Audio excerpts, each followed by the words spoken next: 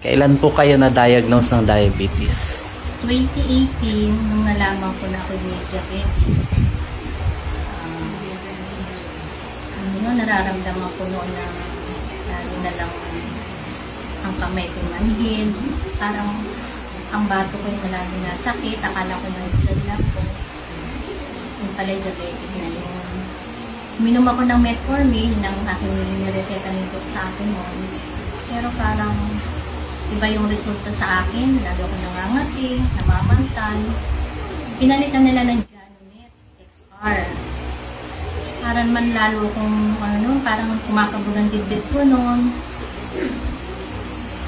Lagi akong kinakabagan. Ibang epekto sa akin ng gamot. Gaano katagal kayo nag-take ng metformin sa Janomet? Ang metformin, inabot sa akin ng 3 taon. Ang Janomet ay 1 taon kalahati. Tapos nung nag-start kayo sa Essential D, ano yung napansin nyo na effect? 1 month pa lang ako nag-take ng Essential. May ginhawa na ako naramdaman sa katawan. Parang yung laging pagkabang sa katawan, sa tiyan ko nawala. Yung pamamantal ng katawan ko nawala din. Tsaka umaba ang record ng sugar ko noon. Hindi na tulad dati mataas. Nung unang na-diagnose, ilan ang sugar? Ay, lagi siya nag-200 plus kapag nag-ano ko ng re-record ako araw-araw ng sugar. Pero sa Essential D, umaabot na lang siya ng 125, 127. Minsan pa nga nagwa-110 eh. So, tas na-stop na yung Janomet? Stop na yung Janomet. Dahil talagang doon ako sa Essential D ang gamit ko. Dahil doon ako hiyang.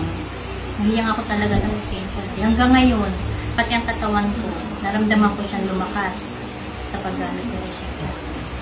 Saka nawala yung allergy dati. Yung allergy ang unang-una. Ang ko talaga nawala sa akin. Pamamantal talaga. Grabe ang pamamantal ko noon sa Janomet. Saka sa metformin.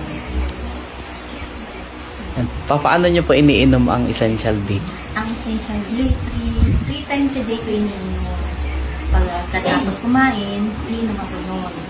Pero syempre, ngayon, nag-exercise na rin. Ayun, sinasama ko siya ng exercise kasi malaking tulong din naman pag nag-exercise ka, pag pawisan ka, wala yung mga toxins natin sa katawan, sumisigla ang katawan.